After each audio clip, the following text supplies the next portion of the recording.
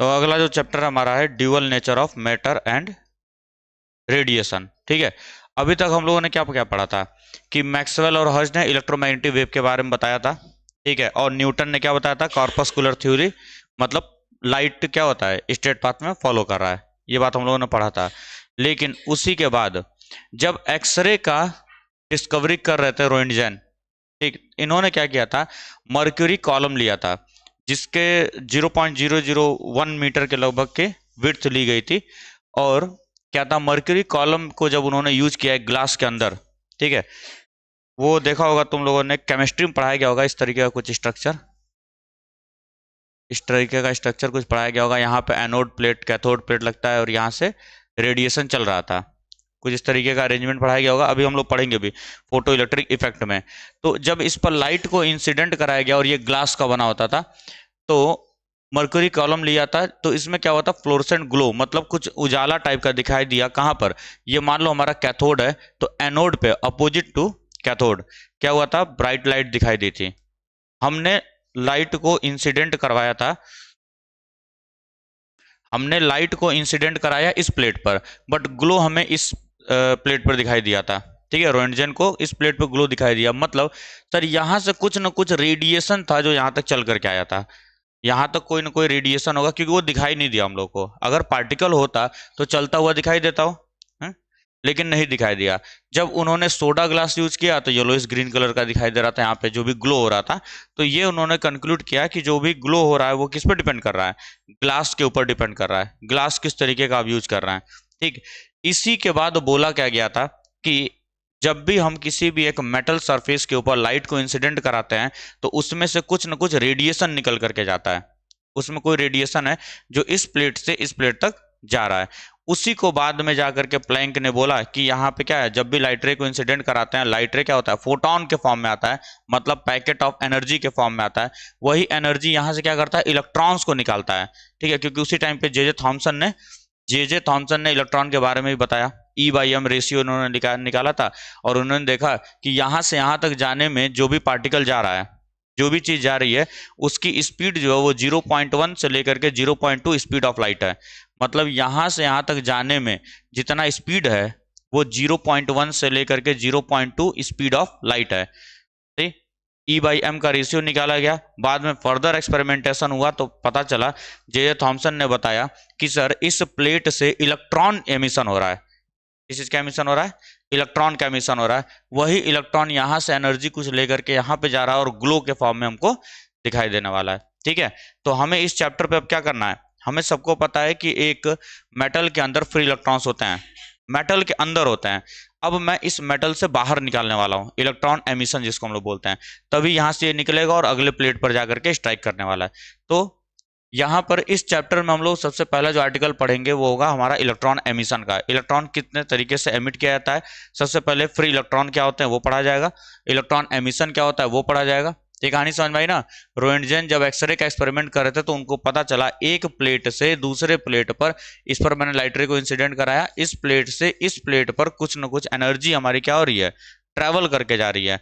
बाद में further experimentation किया जे थॉमसन ने बताया कि सर कैथोड प्लेट से इलेक्ट्रॉन का एमिशन होता है और वो एनर्जी को लेकर के एक प्लेट से दूसरे प्लेट तक जाता है वो हमारा।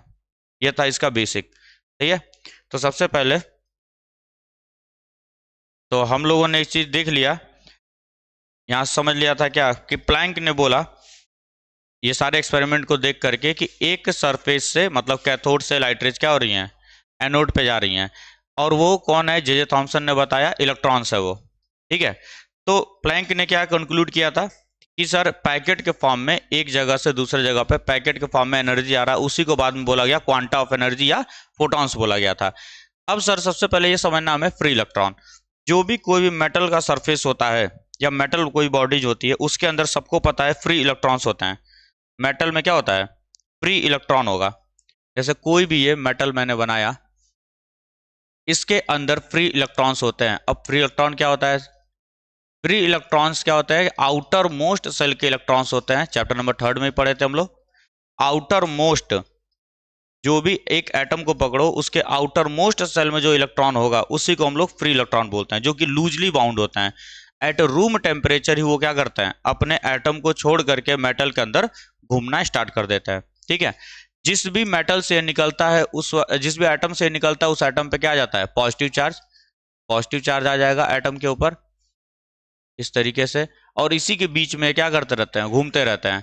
और अगर मैंने पोटेंशियल लगा दिया तो एक डायरेक्शन में जाएंगे, करंट बनाना स्टार्ट कर देते हैं। ये सारी बातें पढ़ चुके हैं हम लोग।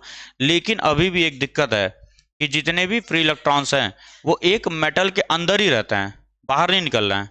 जबकि हमने क्या देखा, जो भी फ्लोरोसेंट ग्लो हुआ था, रोएंटजेन ने देखा जब एक्सरे का वो डिस्कवरी कर रहे थे, तो एक प्लेट से दूसरे प्लेट पे गया है, मतलब इन इलेक्ट्रॉन को बाहर निकलना पड़ेगा, इन इलेक्ट्रॉन को बाहर निकलना पड़ेगा ना। जैसे मान लो तुम ही घर पे बैठे हो और तुम्हें बाहर लेकर के जाना है किसी को, तो तुम्हें एक हैवी लालच देना पड़ेगा, तभी जाओगे तुम। अगर घर पे बैठे हुए टीवी देख रहे हो, चाहे आराम कर रहे हो या कोई काम कर रहे हो, तो उससे हैवी लालच देना पड़ेगा मुझे, तभी जाके तुम घर से बाहर निकलोगे। उसी लालच को यहाँ नाम दिया गया वर्क फंक्शन।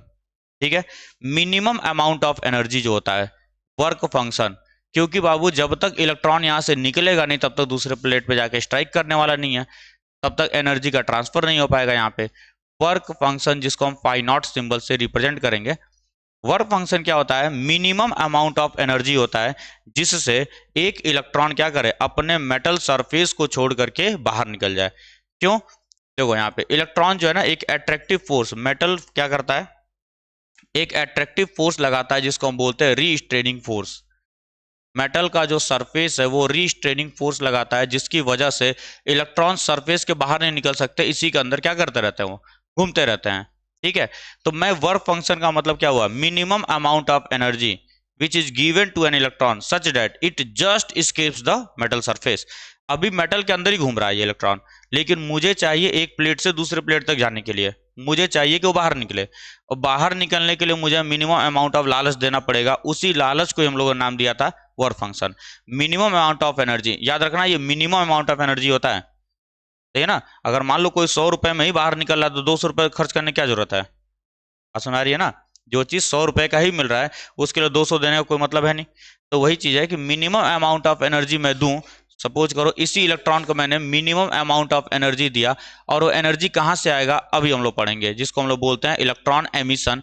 चार तरीके से हम लोग पढ़ते हैं, थर्मियोनिक हीट से भी हम लोग निकाल सकते हैं, फोटो इलेक्ट्रिक इफेक्ट का मतलब मैं लाइट को इंसिडेंट करा दूं, क्योंकि लाइट के में भी क्या होता है, एच न्यू एनर्जी लेके चलता है, वो लाइट भी एनर्जी लेके चल रहा है, हीट भी एनर्जी होता है, हीट के पास भी मैं चाहूँ तो इलेक्ट्रिक से कर सकता हूँ, है ना, इलेक्ट्रिसिटी प्रोवाइड करके एनर्जी दे सकता हूँ।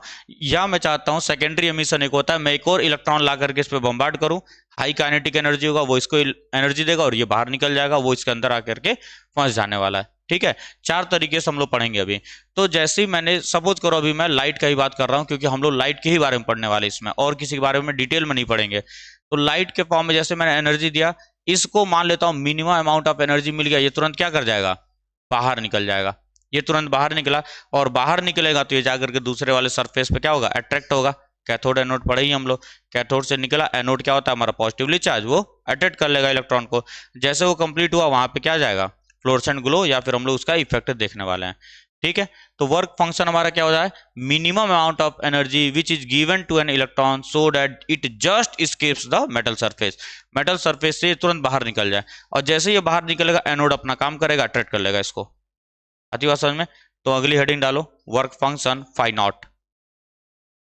अब हम लोग को क्या देखना है, इलेक्ट्रॉन एमिशन, इलेक्ट्रॉन्स को कैसे कैसे एमिट कर सकते हैं हम लोग।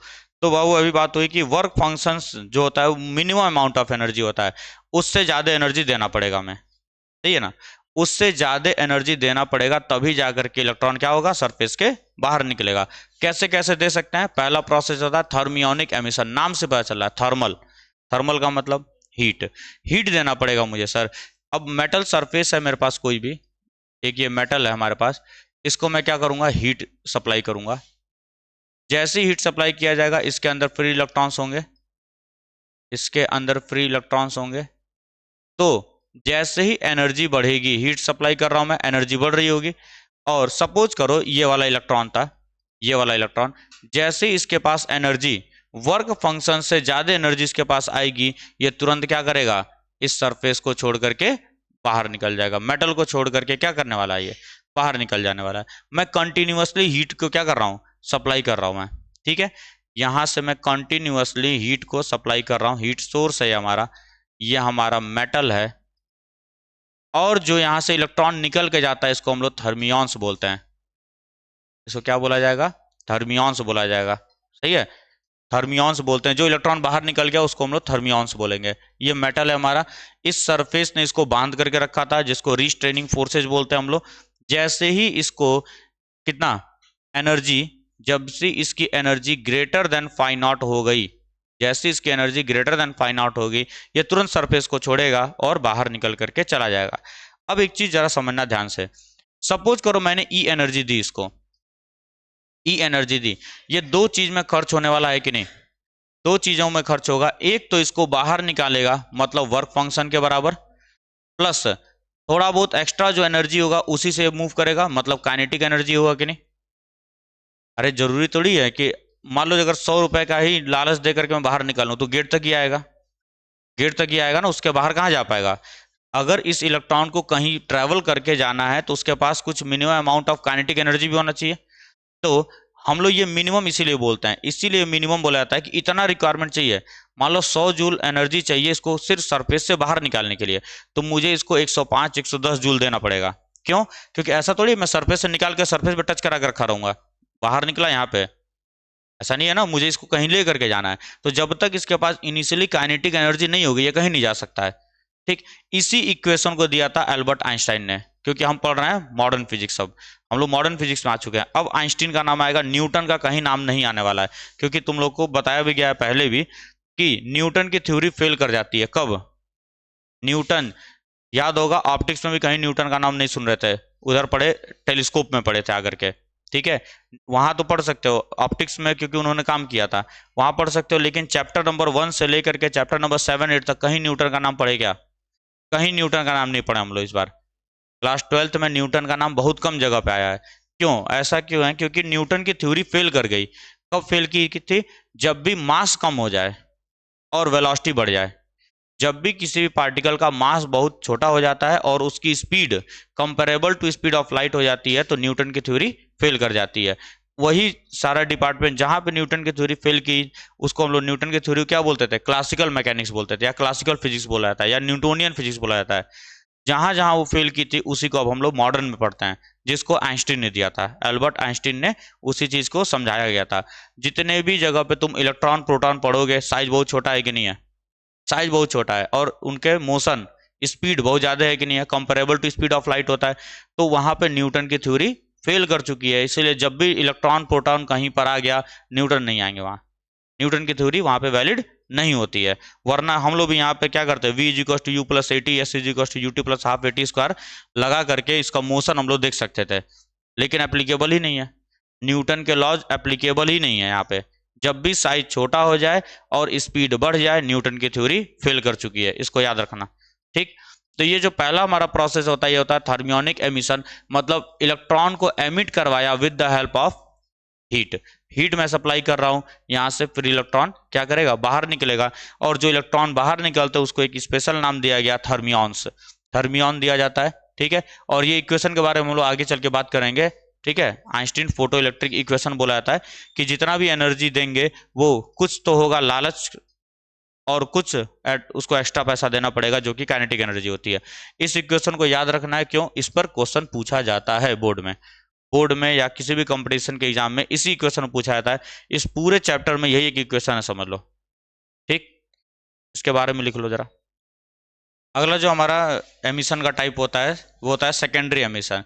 इसका मतलब क्या हुआ कि मैं एक फास्ट मूविंग इलेक्ट्रॉन को ला करके बम्बार्ड कराऊंगा इसके ऊपर, मेटल सरफेस के ऊपर, ठीक है। कोई भी हमारा ये एक मेटल सरफेस है, एक मेटल बॉडी थी हमारे पास, ये मेटल बॉडी या कोई भी जिसके अंदर फ्री इलेक्ट्रॉन्स है कई सारे,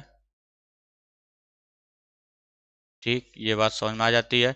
अब यहां से मैं क्या करूंगा, एक फास्ट मूविंग इलेक्ट्रॉन को लाऊंगा यहाँ पे, बम्बार्ड कराया जाएगा, ठीक है ना। फास्ट मूविंग इलेक्ट्रॉन है ये, जिसको हम लोग प्राइमरी इलेक्ट्रॉन बोल देते हैं, प्राइमरी इलेक्ट्रॉन बोल दिया जाता है, फास्ट मूविंग होता है ये प्राइमरी इलेक्ट्रॉन। अब इस ये कुछ न कुछ काइनेटिक एनर्जी लेकर के चल रहा होगा, प्राइमरी इलेक्ट्रॉन है, काफी तेजी से मैं इसको मूव करा रहा हूँ, काइनेटिक एनर्जी लेके चलता है, और जैसे ही ये मेटल सरफेस पे आकर के स्ट्राइक करता है ये एनर्जी देगा। मेटल सरफेस को क्या देने वाला है? एनर्जी। तो जो भी फ्री इलेक्ट्रॉन्स मेटल के सरफेस के पास में होंगे उनको वो एनर्जी मिलती है और वो क्या कर जाएगा? यहां से निकल जाने वाला है। इसको हम बोलते हैं सेकेंडरी इलेक्ट्रॉन। इसको बोला जाएगा सेकेंडरी इलेक्ट्रॉन। आगे बात समझ में? फास्ट मूविंग इलेक्ट्रॉन अपने साथ एनर्जी लेकर के आ रहा होगा, और जैसे ही मेटल पे ये बम्बार्ड करेगा अपनी एनर्जी किसको देगा? ये मेटल को देगा, और मेटल सरफेस के जितने भी पास में इलेक्ट्रॉन्स होंगे वो एनर्जी क्या करेंगे? रिसीव करेंगे, और जैसे उनका वर्क फंक्शन सेटिस्फाई हो जाएगा वो क्या करेगा? बाहर निकल जाएगा। ठीक, तो इस तरीके से भी हम लोग इलेक्ट्रॉन्स को बाहर निकाल सकते हैं। तीसरा जो होता है हमारा फील्ड एमिशन या कोल्ड कैथोड एमिशन। इलेक्ट्रॉन को निकालना है, फ्री इलेक्ट्रॉन्स है, और स्टार्टिंग में ही बात हुई थी कि जब भी मैं एक डायरेक्शन में क्या करूंगा? पोटेंशियल दे दूंगा इसको, तो इलेक्ट्रॉन्स फ्लो करना स्टार्ट कर जाएंगे। ठीक है, पोटेंशियल देने का मतलब क्या हुआ? इलेक्ट्रिक फील्ड देना। तो अगर मैं यहां पर मेटल जो हमारा है, मेटल जो है हमारा, अगर मैं इसको एक इलेक्ट्रिक फील्ड दे दूं एक्सटर्नली और हाई अमाउंट में, अगर मैं इस पर एक इलेक्ट्रिक फील्ड लगा देता हूं जिसका ऑर्डर लगभग 10 की पावर 8 वोल्ट पर मीटर का होगा, ये मेटल है, अगर मैं इस पर इलेक्ट्रिक फील्ड लगा देता हूं 10 की पावर 8 के लगभग वोल्ट पर मीटर के मैग्नीट्यूड का, तो भी क्या होगा? इलेक्ट्रॉन्स के ऊपर फोर्स लगेगा, और ये इलेक्ट्रॉन क्या होंगे? अपोजिट डायरेक्शन में निकल जाएंगे, क्योंकि इलेक्ट्रिक फील्ड के अपोजिट डायरेक्शन में इलेक्ट्रॉन में फोर्स लगता है, पता है ना? F is equal to q E, तो माइनस क्यू लगता है इलेक्ट्रॉन के ऊपर। जैसे ही मैंने इलेक्ट्रिक फील्ड इस पर लगाया 10 की पावर 8 मैग्नीट्यूड का, तो इलेक्ट्रॉन क्या होगा? अपोजिट डायरेक्शन में, उसके डायरेक्शन के जस्ट अपोजिट क्या करेगा? इलेक्ट्रॉन निकलना स्टार्ट कर जाएगा हमारा। ठीक है, मेटल सरफेस के बाहर निकल जाएगा। इसको हम लोग बोलते हैं फील्ड एमिशन, मतलब इलेक्ट्रिक फील्ड की हेल्प से मैं क्या कर सकता हूँ? इलेक्ट्रॉन को बाहर निकाल सकता हूँ। ठीक, last type of electron emission and most important, इस चैप्टर में यही पढ़ना ही हमको। अब मैं क्या करूंगा? इलेक्ट्रॉन को एमिट कराने के लिए हम लोग लाइट की हेल्प लेंगे। फोटो इलेक्ट्रिक एमिशन का मतलब क्या हुआ? फोटो का मतलब लाइट, इलेक्ट्रॉन्स, फोटॉन्स की हेल्प से मैं इलेक्ट्रॉन्स को एमिट कराऊंगा।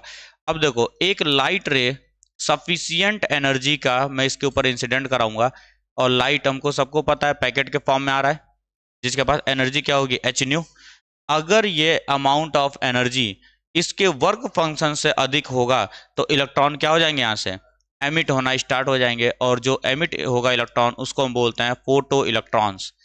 इसी को बोला जाता है फोटो इलेक्ट्रॉन्स। और ये हमारा मेटल स्लैब था जिस पर हम लोग एक्सपेरिमेंट को किया था। ठीक है, हमें इलेक्ट्रॉन को निकालना है। इलेक्ट्रॉन तभी निकलेगा जब वर्क फंक्शन से ज़्यादा एनर्जी मिलेगी उसको। अब वो एनर्जी मैंने सप्लाई किया किससे? लाइट से। लाइट मैंने इंसिडेंट कराया एच न्यू एनर्जी के साथ, और अगर ये एच न्यू वर्क फंक्शन से अधिक है, ठीक है, अगर ये energy greater than work function है, ठीक है, E इक्वल्स एच न्यू, अगर ये एनर्जी वर्क फंक्शन से अधिक है, electrons will emit, electrons will emit, electrons क्या हो जाएंगे? एमिट कर जाएंगे बाहर। और जितना अधिक होगा बाकी एनर्जी काइनेटिक एनर्जी के फॉर्म में जाने वाली है। ठीक है, बाकी जितना भी एक्स्ट्रा एनर्जी दिया जाएगा वो काइनेटिक एनर्जी के फॉर्म में होगा, वही एनर्जी लेकर के ये इलेक्ट्रॉन यहाँ से बाहर निकलने वाला है। ठीक है, जो इलेक्ट्रॉन बाहर निकलता है उसको हम लोग फोटो इलेक्ट्रॉन बोलते हैं। इंसिडेंट रेडिएशन है ये, इरेडिएशन भी बोला जाता है इसको। ठीक है, एच न्यू एनर्जी के साथ आया है। न्यू क्या होती है? फ्रीक्वेंसी। एच होता है प्लैंक्स कांस्टेंट 6.63 इंटू 10 की पावर -34 जूल सेकेंड, यूनिट भी याद रखना तुम्हें। और न्यू क्या हो गया? फ्रीक्वेंसी। आगे हम लोग बात करेंगे इसी में कि जो फ्रीक्वेंसी होता है वो किन किन चीज़ों पे डिपेंड करता है, वेवलेंथ किन पे डिपेंड करता है। अब इसी के बारे में हमको पढ़ना है, इसी पूरे को हम लोग को पढ़ना है। फोटो इलेक्ट्रिक इफेक्ट नाम दे करके हम लोग सारी इसी चीज़ को पढ़ेंगे। ग्राफ बनाया जाएगा इसके में कि कैसा ग्राफ बनेगा, एनोड पोटेंशियल को बढ़ाओ, कैथोड पोटेंशियल को बढ़ाओ, कैसा कैसा ग्राफ बनेगा। एनर्जी फ्रीक्वेंसी कम किया तो कैसा ग्राफ बनेगा, इंटेंसिटी कम किया तो कैसा ग्राफ बनेगा। सही है, तो पहले इसको हेडिंग डाल लो। अब देखो यहाँ पे नंबर ऑफ जो फोटो इलेक्ट्रॉन्स होते हैं, नंबर ऑफ फोटो इलेक्ट्रॉन्स जो होते हैं is directly proportional to intensity of light होता है, इंटेंसिटी ऑफ इंसिडेंट लाइट। अब इंटेंसिटी का मतलब क्या हुआ? दो चीजें होती हैं देखो लाइट के पास, एक होता है फ्रीक्वेंसी और एक होता है इंटेंसिटी। फ्रीक्वेंसी तुम्हारा कभी भी चेंज नहीं हो सकता है, ध्यान से सुन लो। जब तक तुमने लाइट सोर्स को नहीं बदला तब तक फ्रीक्वेंसी नहीं चेंज होगी। वेवलेंथ चेंज हो सकता है, वेवलेंथ चेंज हो सकता है, मीडियम पे डिपेंड करता है वेवलेंथ, बट जो फ्रीक्वेंसी होती है न्यू, ये हमेशा लाइट सोर्स पे डिपेंड करेगा। जब तक तुम्हारा लाइट सोर्स नहीं बदला जाएगा तब तक एनर्जी नहीं बदलती है, इस चीज को दिमाग में रखना, ठीक है। इंटेंसिटी का मतलब क्या हुआ, जैसे मान लो 100 फोटॉन्स आ रहे थे, 100 फोटॉन्स आ रहे हैं और सबके पास एनर्जी क्या है, वर्क फंक्शन से अधिक है, तो एक फोटोन जो आके टकराएगा एक इलेक्ट्रॉन से तो एक फोटो इलेक्ट्रॉन निकला, दूसरा आगे टकराएगा तो दूसरे से निकलेगा, ठीक है। तो आइंस्टीन ने ये माना था सिंप्लिसिटी के लिए कि जितने नंबर ऑफ फोटॉन्स आ रहे हैं, ठीक है, नंबर ऑफ इंसिडेंट लाइट जो है या फोटॉन्स है, उतने ही नंबर में क्या कर रहे हैं, फोटो इलेक्ट्रॉन निकल रहा है। समझाने के लिए, समझने के लिए उन्होंने ये माना कि 100 फोटॉन्स अगर आ रहे हैं तो 100 ही फोटो इलेक्ट्रॉन्स क्या करेंगे, बाहर निकलेंगे। एक फोटोन जो होगा एक इलेक्ट्रॉन को बाहर निकालेगा, ठीक है। इसी तरीके से मान लो इंटेंसिटी का मतलब क्या हुआ, 100 वाट का बल्ब लिया है, 200 वाट का बल्ब लिया है, ये कितना उजाला कर रहा होगा, कितना इंटेंस लाइट डाल रहा होगा किसी सरफेस के ऊपर, तो जितना ज्यादा इंटेंस लाइट होगा उतने ज्यादा ही फोटो इलेक्ट्रॉन्स निकलेंगे। बट अगर एनर्जी कम हुई सबकी तो एक भी नहीं निकाल पाएगा। बात समझ में आ रहा है ना, एनर्जी होनी चाहिए उनके पास। एनर्जी अलग चीज है, इंटेंसिटी अलग चीज है, दोनों अलग अलग चीजें हैं, उनको मिक्स नहीं करना आपस में। इंटेंसिटी का मतलब हो गया नंबर ऑफ फोटो इलेक्ट्रॉन, और फ्रीक्वेंसी का मतलब क्या हो गया, energy of photo electron. Energy उतना होना चाहिए। मालूम मैं 100 लोगों को खींच करके लाया, वो टग ऑफ वॉर गेम होता है जो, मैं 100 लोगों को ले आया, 100 बच्चे बच्चे हैं, सब 100 बच्चे हैं, किसी एक को भी नहीं खींच पा रहे हैं। और इधर की तरफ मैंने क्या किया, एक मोटे तगड़े आदमी को बैठा दिया बांध पकड़ करके, वो खींच पाएंगे क्या, नहीं खींच सकते हैं। भले 100 लोग हैं, मैं 200 ले दूं, 200 नर्सरी के बच्चे एक तरफ है और एक 12th का बच्चा खूब मोटा हट्टा कट्टा तगड़ा एक तरफ बांधा गया है, खींच पाएंगे क्या वो, नहीं। भले अमाउंट में ज्यादा है वो, भले इंटेंसिटी उनकी ज्यादा है, अमाउंट उनका ज्यादा है, बट फिर भी वो खींच नहीं पाएंगे। क्यों, क्योंकि एक के पास भी एनर्जी उतनी नहीं है, सफिशिएंट एनर्जी नहीं है। तो एनर्जी की बात जब भी करेगा तो हम किसकी बात करेंगे, फ्रीक्वेंसी की बात करेंगे। और जब भी नंबर ऑफ समथिंग की बात करेगा तो हम किसकी बात करेंगे, इंटेंसिटी की बात करेंगे। समझ में आया ना, इन दोनों को मिक्स मत करना एक आपस में, क्योंकि जब ग्राफ बनाया जाएगा तो इन दोनों का यूज हम लोग करते हैं, इंटेंसिटी का भी यूज करते हैं हम लोग और इसका फ्रीक्वेंसी का या एनर्जी का यूज करते हैं हम लोग। इन दोनों को याद रखना। इंटेंसिटी बढ़ाने पर क्या होगा, सपोज करो इंटेंसिटी मैंने बढ़ाया तो नंबर ऑफ फोटो इलेक्ट्रॉन बढ़े, एनर्जी बढ़ाऊंगा तो उससे क्या होगा, अरे एक ही इलेक्ट्रॉन निकलेगा, इलेक्ट्रॉन तो एक ही निकलेगा, बस जितना ज्यादा तुम एनर्जी बढ़ाते जाओगे वो काइनेटिक एनर्जी में जाएगा। मिनिमम अमाउंट ऑफ एनर्जी उतना ही है ना, 100 रुपए का घूस देना है मुझे, उसके ऊपर तुम जितना भी दो वो सारा का सारा किस में जाने वाला है, काइनेटिक एनर्जी में जाने वाला है। मिनिमम अमाउंट ऑफ एनर्जी हमको चाहिए होता है। तो एनर्जी से इलेक्ट्रॉन के निकलने का सिर्फ वर्क फंक्शन एक रिश्ता बताता है, लेकिन कितने नंबर में निकलेंगे वो कौन बताएगा, इंटेंसिटी बताता है। पता कि समझ में, ठीक है। इसके बारे में डिटेल में चर्चा करना है अभी हम लोग को, जो कि नेक्स्ट लेक्चर में किया जाएगा।